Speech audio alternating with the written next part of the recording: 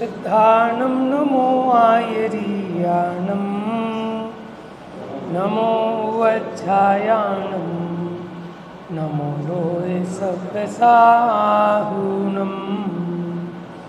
वन्दितु सर्वसिद्धे ध्रुवमचलमणोवमं गतिं पत्ते गोच्छामि समयपाहुर् मृणमो सुधकेवली भणिदम् नमः समयसाराय स्वानुभूत्या चकासते चित्स्वभावाय भावाय सर्वभावान्तरक्षिदे निज स्वरूप को परम रस जामे भरो अपार वंदो परमानंदमय समय सार अविकार।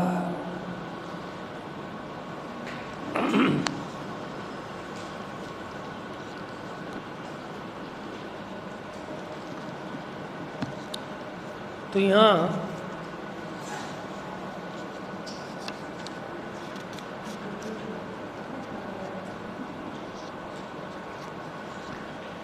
पुण्य पाप अधिकार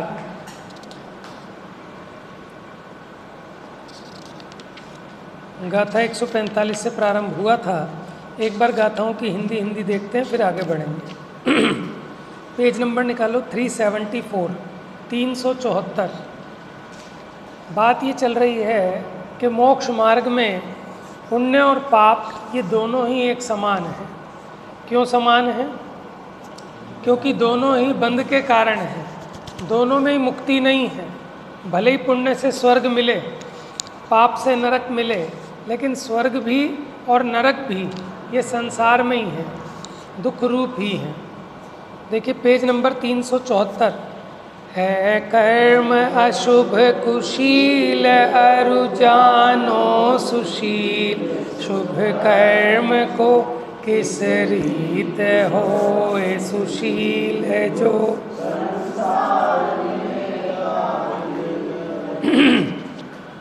यहाँ ये कहा कि अशुभ कर्म तो कुशील है और शुभ कर्म सुशील है, लेकिन शुभ कर्म को सुशील कैसे कहें कि जो संसार में दाखिल करे।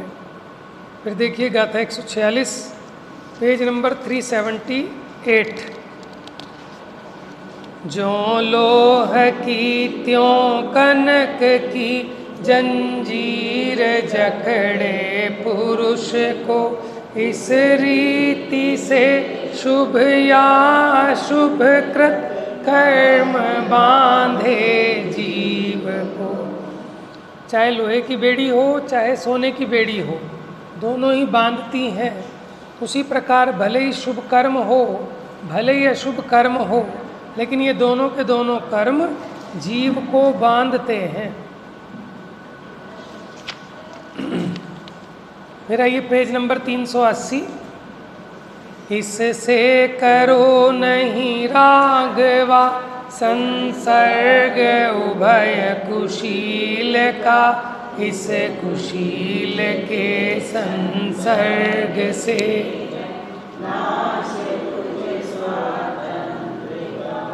ठीक है, ये देखिए इसमें एक उदाहरण दिया था किसका? कुट्टनी हाथी का, हथनी का, कि भले ही वो मनोरम हो या अमनोरम हो, लेकिन उसको ट्रेंड किया जाता है कि हाथी को कैसे पकड़वाना है। तो वो हथनी अपना रूप दिखाकर निकलती है और वो हाथी उसके पीछे पीछे चलता है।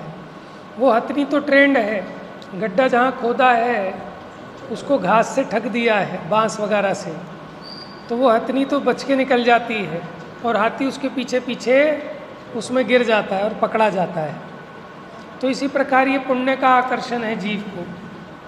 जैसे वहाँ वो जो हथनी है भले ही मनोरम हो भले ही अमनोरम हो, लेकिन अगर उसके प्रति आकर्षित हुआ तो वो बंधेगा ही।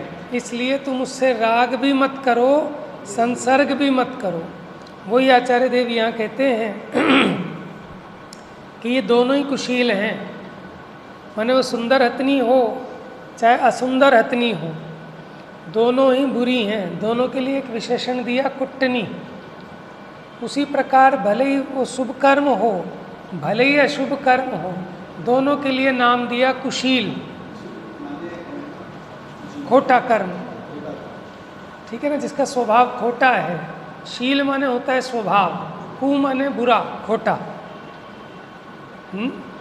तो भले ही वो सुंदर हथनी हो, उसे सुंदर कैसे कहें कि जो हाथी को बंधन में डालने का काम कर रही है। भले ही वो पुण्य आप उसे शुभ कहें, लेकिन जो इस संसार में जीव को बांधे उसे हम शुभ कैसे कहें। तो इसलिए दो बातें समझाई थी कि उस पुण्य से ना तो तुम राग करो और ना उसका संसर्ग करो। संसर्ग माने होता है संग करना, माने वचन से उसकी प्रशंसा करना, काया से उस संबंधी माने चेष्टा करना, ठीक है, उसका संयोग करना, ये हो गया संसर्ग। और मन में उसके प्रति जो आकर्षण है वो है राग। तो ये दोनों के दोनों कुशील हैं, शुभ कर्म भी और अशुभ कर्म भी। अब देखिए आगे गाथा 148 और 149।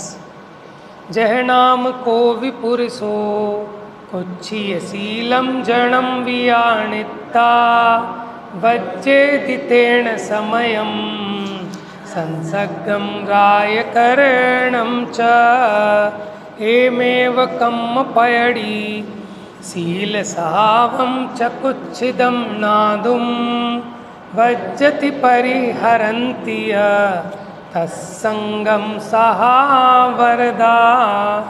जिस भांति कोई पुरुष कुत्सित शील जन को संसर्ग उसके साथ त्यों ही यों कर्म प्रकृति शील और स्वभाव कुत्सित जान के निज भाव में रत राग अरु संसर्ग उसका।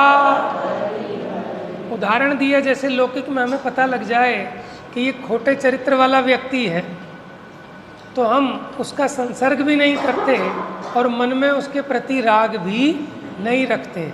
उसी प्रकार ये जो कर्म प्रकृति है इसका स्वभाव कैसा है? खोटा। तो जब हमने जान लिया कि इसका स्वभाव खोटा है, तो जो अपने स्वरूप में रत हैं, लीन हैं, वो इसका माने शुभ कर्म का भी ना तो राग करते हैं ना संसर्ग करते हैं। देखिए गाथा का अर्थ, जैसे कोई भी पुरुष कुशील अर्थात खराब स्वभाव वाले पुरुष को जानकर उसके साथ संसर्ग और राग करना छोड़ देता है, इसी प्रकार स्वभाव में रत पुरुष कर्म प्रकृति के शील स्वभाव को कुत्सित अर्थात खराब जानकर उसके साथ संसर्ग छोड़ देते हैं और राग छोड़ देते हैं। कौन? कि जो स्वभाव में रत पुरुष हैं, जो अपने स्वरूप में लीन हैं, वो इस कर्म के साथ राग और संसर्ग नहीं करते। क्यों नहीं करते? बुरा जानकर। देखिए टीका, जैसे कोई जंगल का कुशल हाथी, अब ज्ञानी हाथी की बात है, वो तो अज्ञानी हाथी की बात थी जो फंस गया था।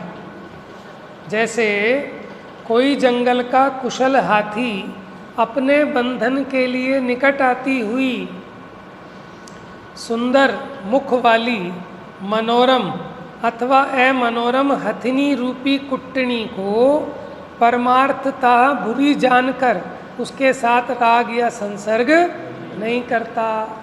भले ही वो सुंदर हो या असुंदर हो, लेकिन जब वो आती है तो वो जान जाता है कि ये मेरे को बंद कराने के लिए आ रही है, मुझे बंधन में फंसाने के लिए आ रही है। तो जब वो जानता है कि ये कुट्टनी है, ये ट्रेंड हथनी है, तो अब वो उसके प्रति राग भी नहीं करता और उसके पीछे पीछे जाता भी नहीं है, संसर्ग भी नहीं करता। उसे परमार्थता बुरी जानकर उससे राग भी नहीं करता और उसका संसर्ग भी, इसलिए बंधन में भी नहीं पड़ता। इसी प्रकार आत्मा अरागी, अरागी माने उसके राग में नहीं फंसता, और ज्ञानी होता हुआ जानता है, क्या जानता है कि ये बंध का हेतु है, भले ही शुभ कर्म हो लेकिन है तो बंध का ही हेतु। तो अरागी ज्ञानी होता हुआ अपने बंध के लिए समीप आती हुई माने उदय में आती हुई मनोरम या अमनोरम माने भले ही शुभ कर्म प्रकृतियाँ हों भले ही अशुभ कर्म प्रकृतियाँ हों, तो वो जो उदय में आती हुई कर्म प्रकृतियाँ हैं उनको बुरी जानकर उनके साथ राग अथवा संसर्ग, और अज्ञानी क्या करता है कि शुभ प्रकृतियों में तो राग करता है, उसका संसर्ग करना चाहता है, और अशुभ प्रकृति का राग संसर्ग छोड़ना चाहता है। लेकिन ज्ञानी जानता है कि दोनों एक ही हैं, दोनों में भेद नहीं है, दोनों ही बंधन के कारण है। हाथी को पकड़ने के लिए हथनी रखी जाती है, हाथी कामांध होता हुआ उस हथनी रूपी कुट्टनी के साथ राग तथा संसर्ग करता है, इसलिए वह पकड़ा जाता है। फिर क्या होता है, पराधीन होकर दुखी होता है। जो हाथी चतुर होता है वह उस हथनी के साथ राग अथवा संसर्ग नहीं करता। क्यों नहीं करता? क्योंकि वो चतुर है, वो जानता है कि ये मुझे बंधन में डालने का एक जरिया है। समझ में आया? जैसे जो सियाना बच्चा हो उसे कोई भी बाहर का अजनबी व्यक्ति आकर चॉकलेट दे तो वो ले लेगा कि नहीं लेगा, और बल्कि उसकी चॉकलेट देख के तुरंत दौड़ के अंदर भागेगा, पापा मम्मी। क्यों? इतनी तुम्हारी फेवरेट चॉकलेट है, फिर क्यों भागेगा अंदर? क्योंकि वो जानता है कि ये मुझे फंसाना चाहता है। समझ में आया? ऐसे ये पुण्य कर्म चॉकलेट जैसा है। समझ में आया? और जो इसमें फंस गया वो मोक्ष मार्ग से तो भटक जाता है ना? तो जो हाथी चतुर होता है वह उस हथनी के साथ राग तथा संसर्ग नहीं करता। इसी प्रकार अज्ञानी जीव कर्म प्रकृति को अच्छा समझकर उसके साथ राग अथवा संसर्ग नहीं, माने कर्म तो सारे ही छोड़ने लायक है। कर्म में ऐसा भेद थोड़ी होता है कि ये अच्छा और ये बुरा। अग्नि में ऐसा होता है कि ये अच्छी और ये बुरी है। जैसे मानो घर का कचरा है अथवा आपको रस्सी से बांधना है, उसमें कोई ऐसा भेद करता है कि तुझे तो अच्छी रस्सी से बांधा और मुझे घटिया रस्सी से बांधा, कि बंधन तो बंधन है। इसी प्रकार अज्ञानी जीव कर्म प्रकृति को अच्छा समझकर, कौन सी कर्म प्रकृति को? कि जिसके फल में पैसा मिले, जिसके फल में प्रतिष्ठा मिले, जिसके फल में सुंदर रूप मिले, जिसके फल में शरीर स्वस्थ रहे। बताओ ऐसा पुण्य किसे नहीं चाहिए? बताओ। हैं? हाँ समझ में आया ना? फंसे ही नहीं कि जो ज्ञानी हो उसे नहीं चाहिए ऐसा पुण्य। क्यों? क्योंकि दुख का कारण ये नहीं है कि शरीर में बीमारी है, कि पैसा नहीं है। दुख का कारण तो वो इच्छा है कि मुझे ये सब चाहिए, ऐसी जो इच्छा है उससे दुखी है। अभी ये इच्छा मिट जाए तो दुख मिट जाए। तो ज्ञानी तो इच्छा मिटने का उपाय करता है, और अज्ञानी संयोगों में फेरफार करना चाहता है। वो संयोगों को पलटकर सुखी होना चाहता है। तो इसलिए जो ज्ञानी होगा वो इन संयोगों की इच्छा, वो पुण्य कर्म की इच्छा नहीं करता। ज्ञानी तो फलवांछा त्यागे, अज्ञानी त्याग का फल चाहे। फल चढ़ा रहा हूँ हे प्रभुवर, बस ये विकल्प भी नहीं आए। आगे क्या है? अतिशय है ब्रह्म भाव मेरा, कामादिक दुर्मति भागी है। प्रभु ब्रह्मचर्य परमानंद पा, क्षय प्रतीति उर जागी है। ब्रह्म नाम आत्मा का चर्य माने उसमें चरण करना, माने अपनी अनुभूति में लीन होना, इसका नाम है ब्रह्मचर्य, परमार्थ से। तो ज्ञानी तो फल की वांछा को ही छोड़ देता है, और अज्ञानी तो जो त्याग किया उसका भी फल चाहता है।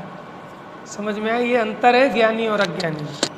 तो ज्ञानी किसी भी कर्म का फल नहीं चाहता, क्योंकि उसको समझ में आ गया कि कोई कर्म हो उसका फल मेरे लिए कोई सुख का कारण है ही नहीं। तो अज्ञानी जीव कर्म प्रकृति को अच्छा समझकर उसके साथ राग तथा संसर्ग करता है। क्यों करता है अज्ञानी राग और संसर्ग? अच्छा जानकर। वो हाथी क्यों फंसा? उसे अच्छा जानकर। और वो क्यों बच गया? कि उसे बुरा जानकर। समझ में आया कि बंधन का कारण है। ऐसे ज्ञानी जानते हैं कि कोई कर्म हो वो सारा का सारा ही बंधन का कारण है। जो ज्ञानी होता है वह उसके साथ कभी भी राग तथा संसर्ग नहीं करता। तात्पर्य वृत्ति। जिस प्रकार स्पष्टतः कोई पुरुष कुत्सित शील वाले पुरुष को जानकर, कुत्सित माने खोटे, शील माने स्वभाव, कि कोई खोटे स्वभाव वाले व्यक्ति को जानकर अब उसका संसर्ग नहीं करता।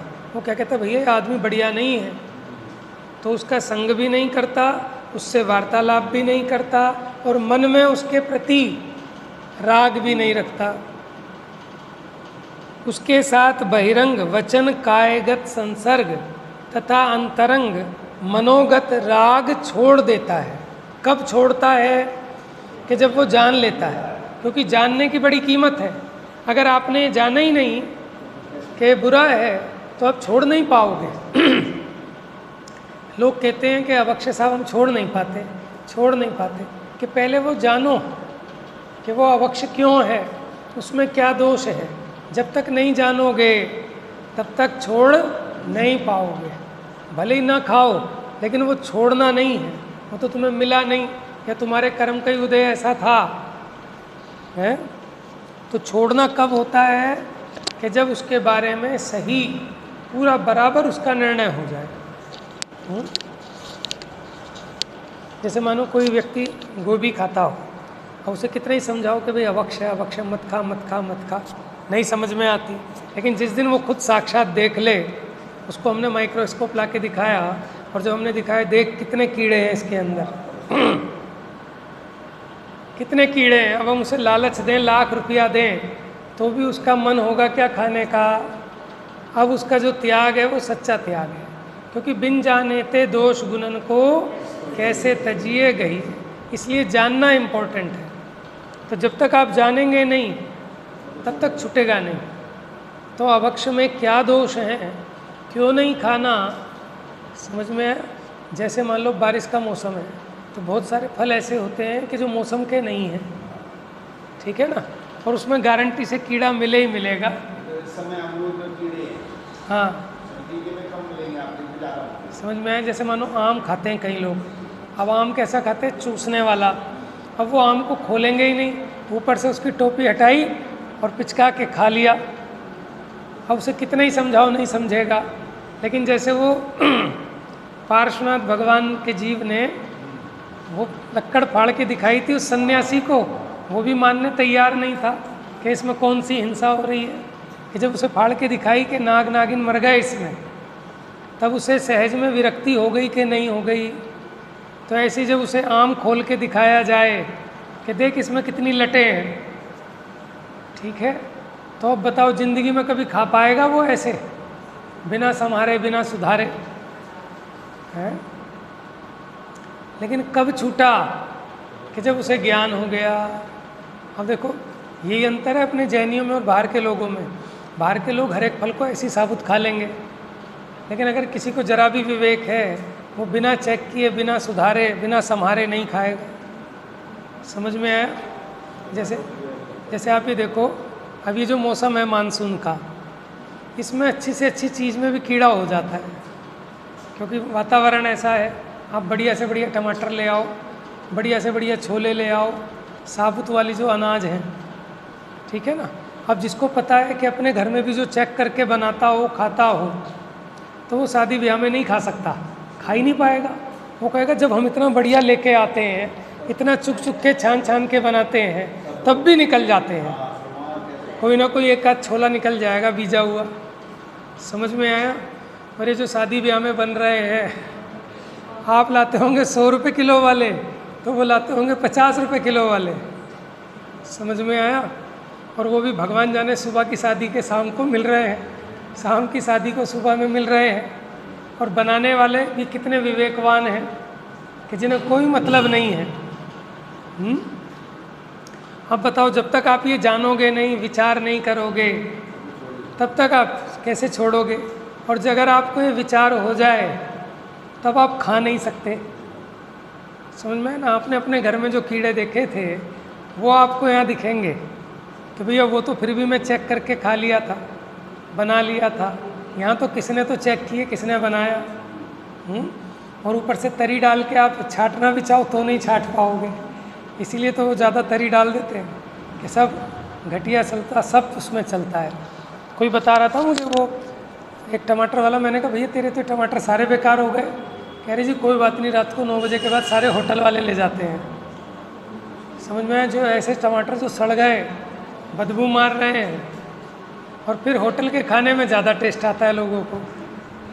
समझ में आया? देखो, आपने राजा बक की कहानी सुनी होगी कि एक दिन उसके रसोइये ने किसका जानवर नहीं मिला, तो एक बच्चे को, मरा हुआ बच्चे की लाश मिली थी, उसका मांस पका के खिला दिया। अब उसे तो ऐसा स्वाद आ गया कि अब तो मुझे यही चाहिए। बात समझ में आई? तो ऐसी ही जो अभक्ष चीज़ें हैं ना, इसकी माने लंपटता और इसकी आदत ऐसी पड़ जाती है।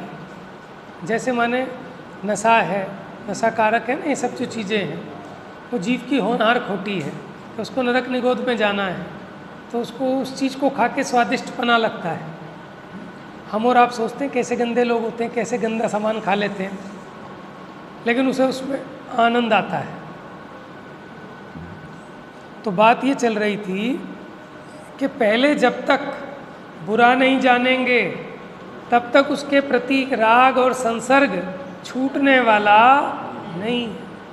भले ही आप सब छोड़ के जंगल में चले जाना, लेकिन आपने अगर निर्णय नहीं किया कि भोगों में सुख नहीं है, तब तक आप भले ही भोग ना भोगें, लेकिन फिर भी आप योगी नहीं हैं, आप भोगी हैं। भले ही जंगल में बैठे हों सब छोड़कर, लेकिन जब आपको निर्णय हो गया कि ये सब छोड़ने लायक है, लेकिन फिर भी न छूट पा रहा हो, तो भी आगम ने उसको मोक्ष मार्गी कहा है। भले ही गृहस्थ हो तो भी उसके अविरत सम्यक दृष्टि कहा, चौथा गुण स्थान। और वो भले ही नग्न हो, सब छोड़ दिया हो, लेकिन फिर भी उसे संसार मार्गी कहा। समझ में आया? तो इसलिए उसका स्वरूप जानकर वो हेय है कि उपादेय है, ऐसा बराबर निर्णय करके तभी उसका सम्यक त्याग अथवा ग्रहण होता है।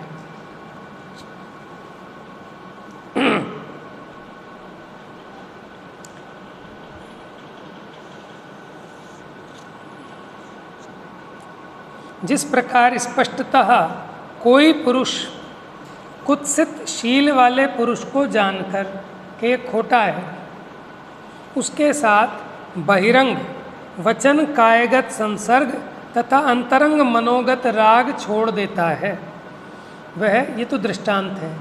अब इसी न्याय से कर्मों की प्रकृति तथा शील स्वभाव को, शील माने उसका नेचर, कुत्सित, कुत्सित माने खोटा, और हे माने छोड़ने योग्य जानकर इस जगत में काय वचन से उसका संसर्ग छोड़ देते हैं तथा मन से उन कार्यों का राग छोड़ देते हैं। माने वचन और काया से भी नहीं करना चाहते और मन से भी उसके प्रति राग छोड़ देते हैं। वे कौन छोड़ देते हैं? समस्त द्रव्यगत तथा भावगत पुण्य परिणाम एवं पाप परिणाम रहित परिणति वाले, अभेद रत्नत्रय लक्षण रूप निर्विकल्प समाधि वाले, अपने स्वभाव में रत रहने वाले जीव हैं। ऐसे साधक जीव उभय कर्मों की संगति और राग को छोड़ देते। तो कौन छोड़ते हैं इसको? कि अपने स्वरूप में रहने वाले, माने ज्ञानी। ये सिद्धांत है। अब आगम से सिद्ध करते हैं कि दोनों ही कर्म बंध के कारण हैं, इसलिए निषेध्य है। निषेध्य है माने छोड़ने जैसे हैं। रत्तो बंधदिकम मुच्चदि जीवो विराग संपत्तो ऐसो जीर्णोवदेशो तम्हाकम में सुमारज। आगम माने ये परंपरा से आई हुई गाथा है। ये उपदेश बहुत फेमस रहा। क्या कि रत्तो बंधदि कम्मम, रागी बांधे कर्म को, और मुच्चदि जीवो विराग संपत्तो, और विरागी कर्मों से मुक्त होता है। रागी कर्म को बांधता है और विरागी कर्मों से मुक्त होता है। ये भगवान का दिया हुआ उपदेश है जो आगम परंपरा से आया है। इसलिए भैया कि तुम कर्मों से राग मत करो। समझ में आया? बुद्धि तो सुधरे। अभी तो बुद्धि में ये चाहते हैं कि मेरे ऐसा कर्म हो कि जिसके फल में ये मिले वो मिले। तो है तो कर्म है, लेकिन तूने अपनी श्रद्धा में उसको माना उपादेय, और जो उपादेय स्वरूप अपना शुद्ध स्वभाव है उसकी तो कहीं से कहीं तक कोई गिनती नहीं। जीव रागी बांधे कर्म को,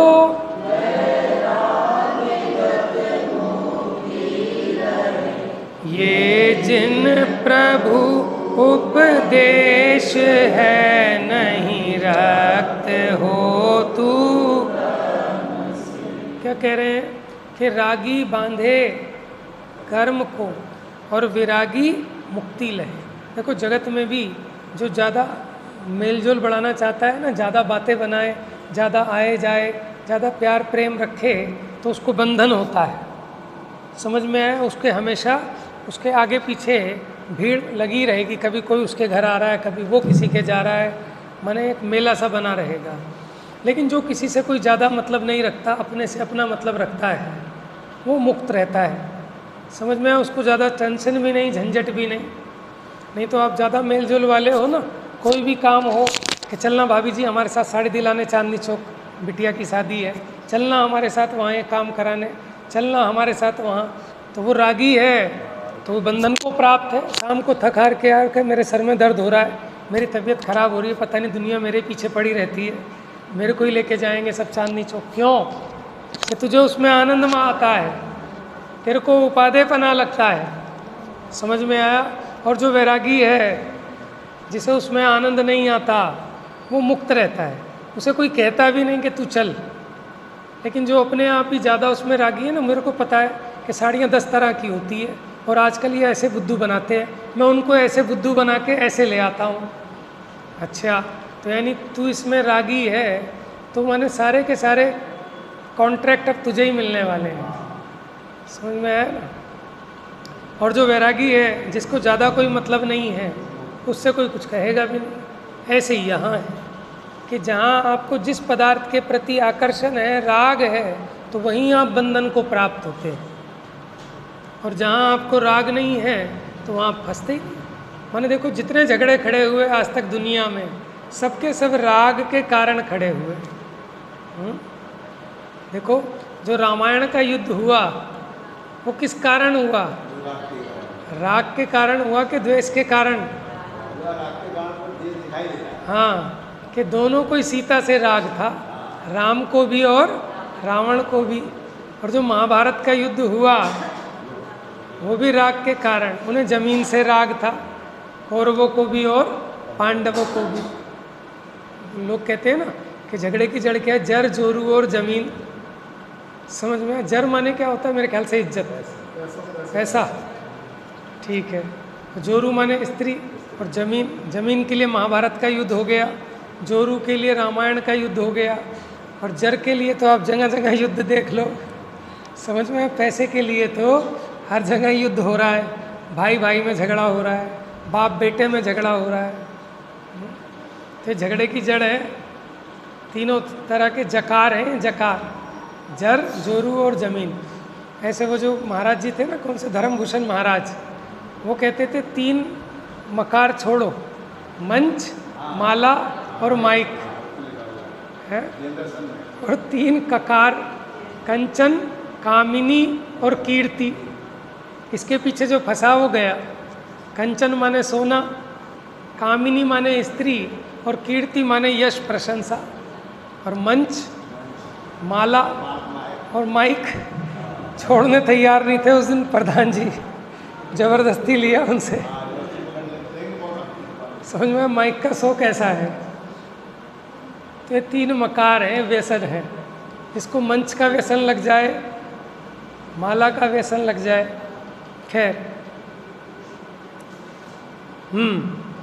तो यहाँ कहते हैं रागी जीव कर्म बांधता है और वैराग्य को प्राप्त जीव कर्म से छूटता है। माने तो जगत की भी रीति है कि जो बुलाता है उसके सब आते हैं, जो नहीं बुलाता उसके कोई नहीं आता। भक्तांबर का भी एक कड़ा है ना कि जो जितने जितने परमाणु थे वो सारे के सारे कहाँ लग गए कि भगवान आपके शरीर में लग गए। बाकी जगह क्यों नहीं गए कि भैया उनको भी बड़ा अपनी इज्जत की फिक्र है। एक और छंद है कि जो कर्म है ना वो तीर्थंकर भगवान से नहीं बंधते। क्यों? कि उन कर्मों को आश्रय देने वाला तो पूरा जगत है, जो उनकी आओ भगत करता है, उनको बुलाता है। तो फिर कर्म वहाँ क्यों जाएंगे कि जहाँ उनकी कोई पूछ ही नहीं है। समझ में आया? तो इसलिए वैरागी कर्मों से नहीं बंधता, रागी कर्मों से बंधता है। समझ में? अब रेड लाइट पे आप जाओ। अब आजकल रेड लाइट पे क्या हो गया कि वो हिजड़े आ जाते हैं 3-4 पैसे मांगने। ठीक है, कईयों के तो चिपट जाते हैं, हमारे आज तक नहीं चिपटे। क्यों? किसके चिपटते हैं और किसके नहीं चिपटते? समझ गए आप? कि जो उनके प्रति रागी हो, जो उन्हें देखे तो उसके तो वो पीछा नहीं छोड़ेंगे, और जो उन्हें देखे ही नहीं, अपने काम से काम रखे, उनके प्रति वैरागी रहे, बस वो एक बार खटखटा के आगे बढ़ जाते हैं। समझ में? माने सारे जगत में ऐसा ही है कि रागी बांधे कर्म को और वैरागी मुक्ति लहे। मुक्ति माने उसका पिंड छूट जाता है, वो बंधता नहीं है। देखो, छूटने का इच्छुक पुरुष बंधता नहीं है। कौन? छूटने का इच्छुक पुरुष बंधता नहीं है। जो बंधन का इच्छुक है वही बंधता है। समझ में आया? माने कोई ज़बरदस्ती किसी को नहीं बांध सकता। मैं स्वयं बंधने तैयार होता हूँ तभी कोई बांधता है। कोई कहे कि साहब मेरे घर वालों ने ज़बरदस्ती मेरी शादी करा दी, कि ऐसा नहीं है। समझ में आया? तू बंधने तैयार था तो बांधा। कि साहब मेरे को तो बिल्कुल भूख नहीं थी, ज़बरदस्ती खाना खिला दिया, कि ऐसा नहीं है। तू खाने तैयार था तभी तुझे खिलाया गया है। तो ये जो जीव बंधने तैयार है वही बंधन को प्राप्त होता है, और जो बंधने के लिए बिल्कुल तैयार नहीं है उसको बंधन भी नहीं होता है। रागी जीव कर्म बांधता है और वैराग्य को प्राप्त जीव कर्म से छूटता है। यह जिनेंद्र भगवान का उपदेश है। इस बात को आप हल्की मत समझना, ये साक्षात जिनेंद्र भगवान का डायरेक्ट आया हुआ उपदेश है। इसलिए हे भव्य जीव, तू कर्मों में राग मत कर। रक्त माने रागी अवश्य कर्म बांधता है, और विरक्त अर्थात विरागी ही कर्म से छूटता है। देखो, जहाँ चिकनाहट होती है वहीं मैल चिपटता है, जहाँ चिकनाहट नहीं हो वहाँ मैल चिपटने का कोई काम है ही नहीं। ऐसा जो यह आगम वचन है सो सामान्यतया रागीपन की निमित्तता के कारण शुभाशुभ दोनों कर्मों को अविशेषतया बंध के कारण रूप सिद्ध करता है। क्या कह रहे हैं? रागीपन की निमित्तता के कारण माने दोनों राग के निमित्त हैं। कौन? शुभ कर्म भी और दोनों राग के निमित्त हैं। उससे माने शुभ कर्म हो चाहे अशुभ कर्म, ये दोनों के दोनों राग के निमित्त से ही होते हैं। बिना राग किए कोई भी कर्म बंधने वाला, राग कह रहे हैं उसमें राग द्वेष सब ले लेना।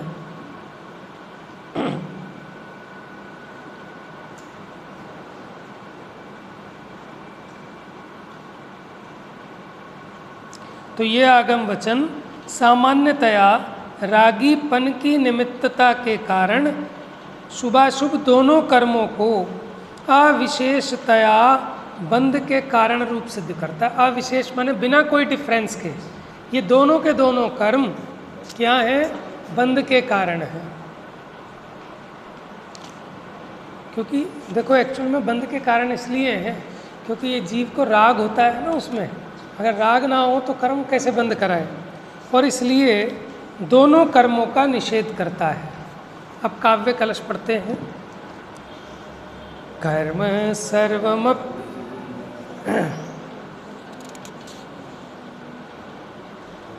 कर्म सर्वमपि सर्वविदो यत्,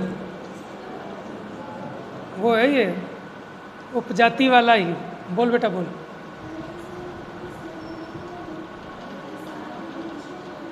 इसका मतलब इसके ऊपर गलत लिखा है, छंद स्वागता नहीं है। हाँ बोलो। कर्म सर्वमपि सर्वविदो यत् बंध साधन मुष्यन्ते विशेषात् ज्ञानमेव विहितम शिव। तो ये स्वागता छंद नहीं है। फिर क्या कह रहे हैं? क्योंकि सर्वज्ञ देव समस्त कर्म को, समस्त कर्म माने भले ही शुभ हो या अशुभ हो, अविशेषतया बंध का साधन कहते हैं, बंध का कारण कहते हैं। इसलिए सिद्ध हुआ कि उन्होंने समस्त कर्म का निषेध किया है। किन्होंने?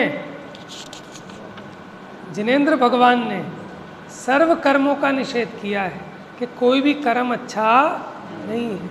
लेकिन पता नहीं जीव को अनादि से ऐसी प्रीति है, प्रतीति है कि ये कर्म भला और ये कर्म बुरा। ये किसी ने सिखाया नहीं, इसको है ही अनादि से।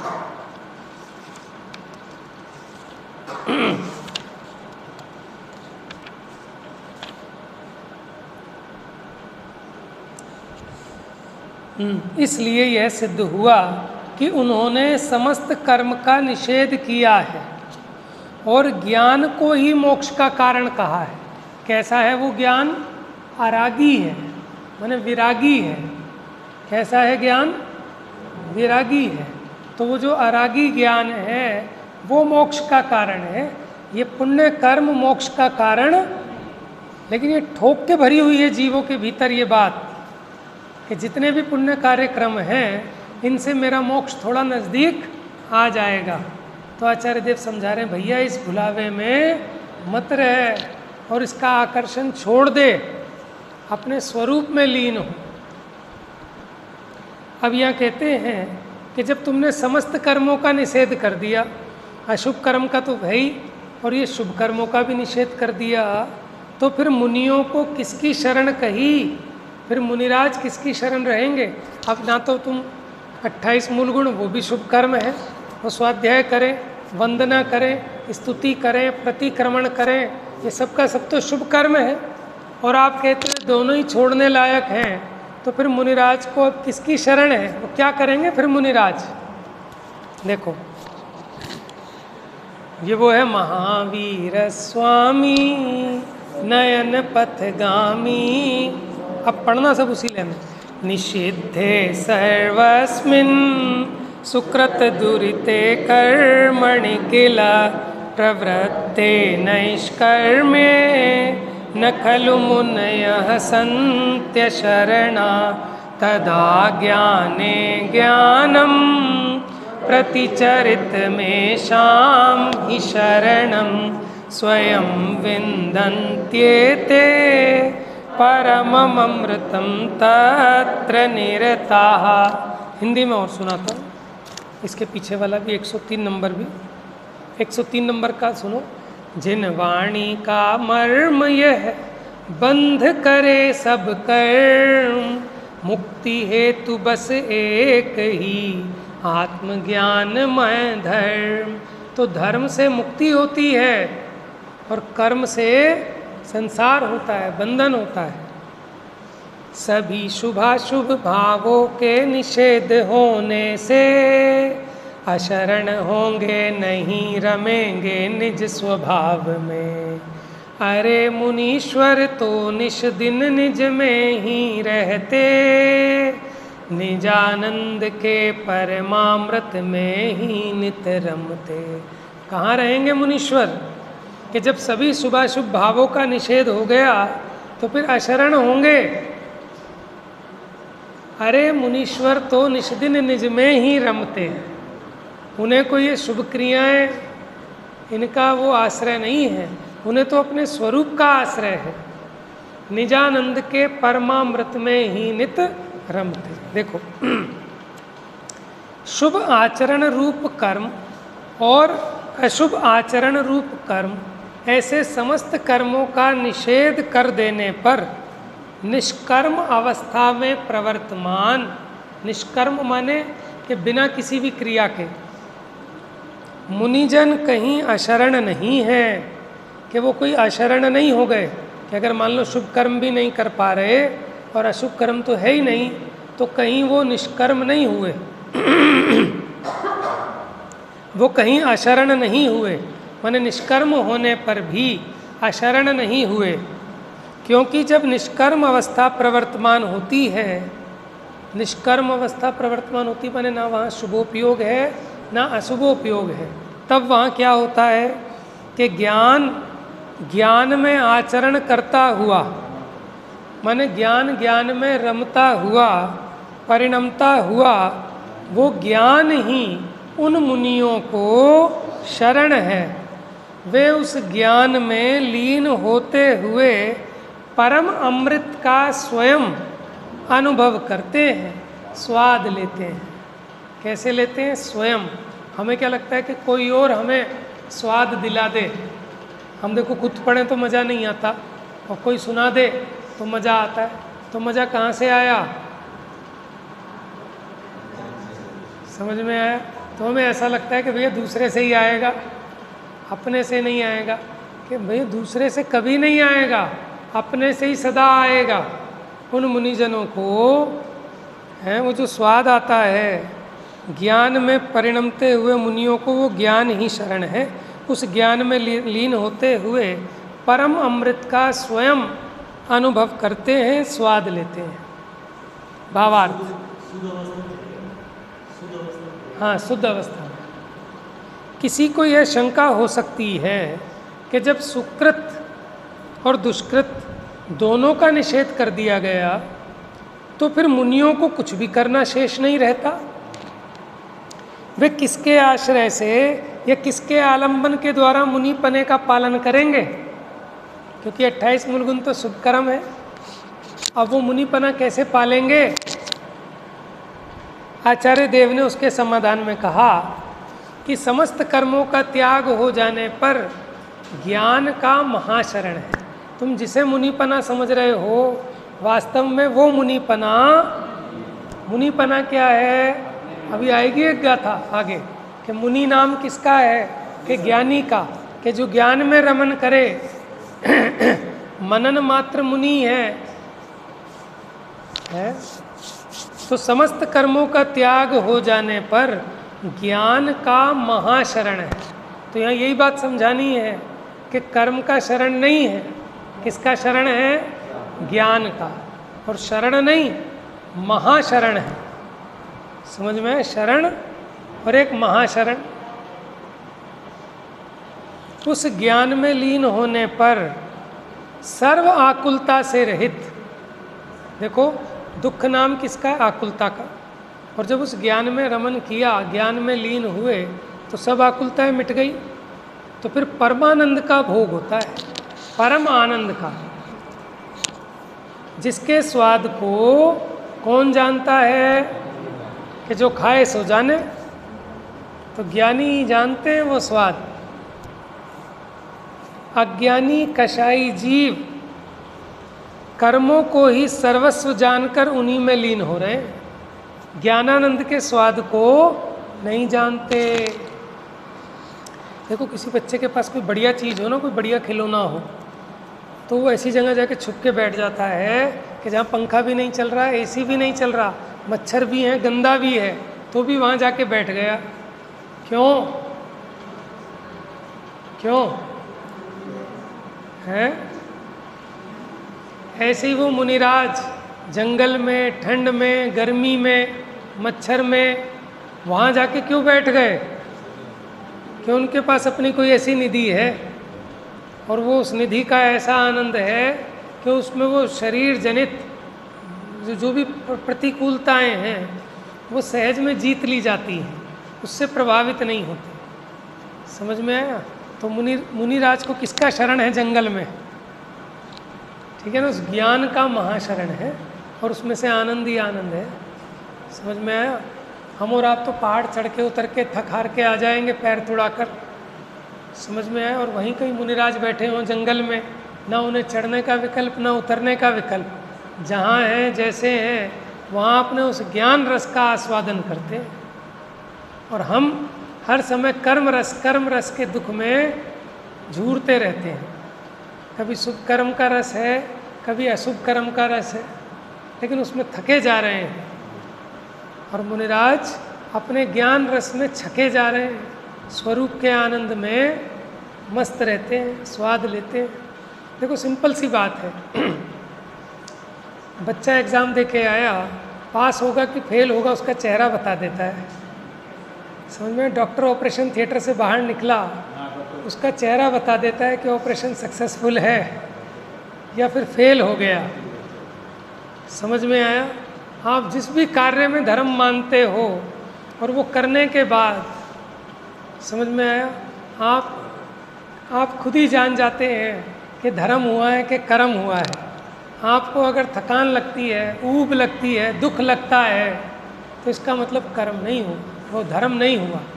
धर्म में तो संतुष्टि है, सुख है, ठहराव है, स्थिरता है। समझ में? और कर्म में स्थिरता नहीं है, चंचलता है। ये बार बार विषय को चेंज करना चाहता है, इसका मतलब सुख नहीं है। समझ में आया?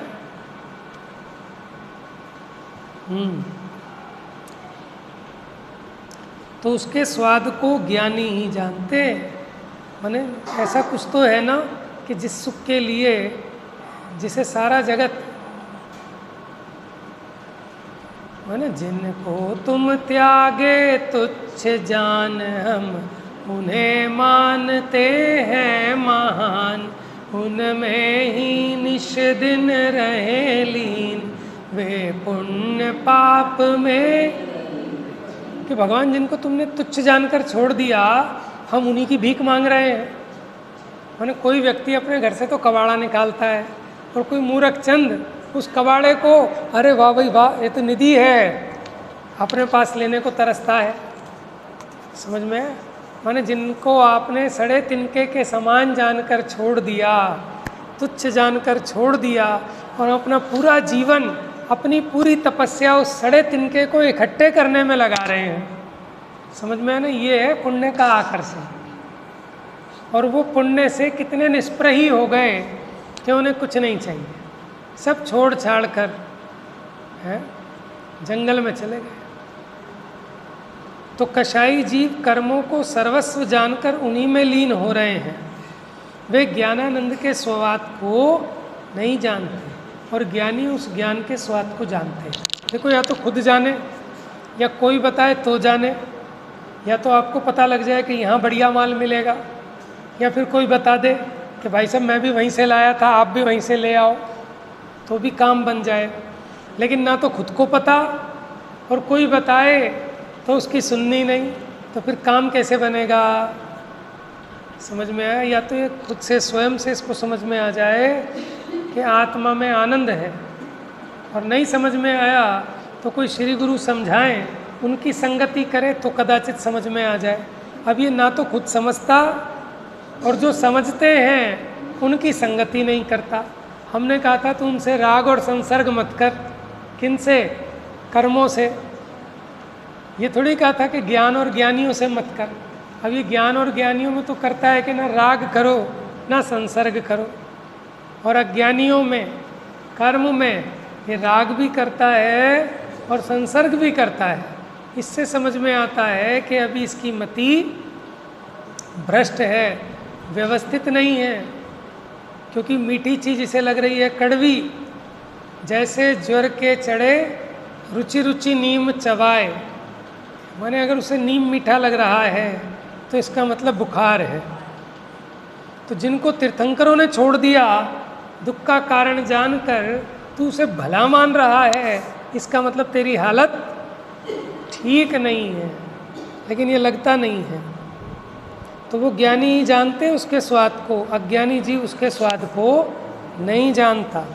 तो यहाँ चर्चा वही चल रही है। अब ये बताएंगे कि ज्ञान ही मोक्ष का कारण है, ज्ञान ही निराकुलता का कारण है, ज्ञान से ही सुख होता है। वही चर्चा चलेगी अब 2-3 कलशों में भी और गाथाओं में भी, बाकी चर्चा कर लेंगे।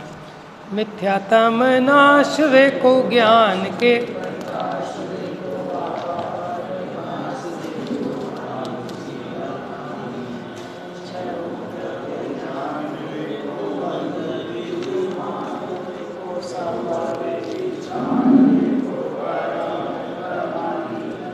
अनुभव बताए वे को जीव के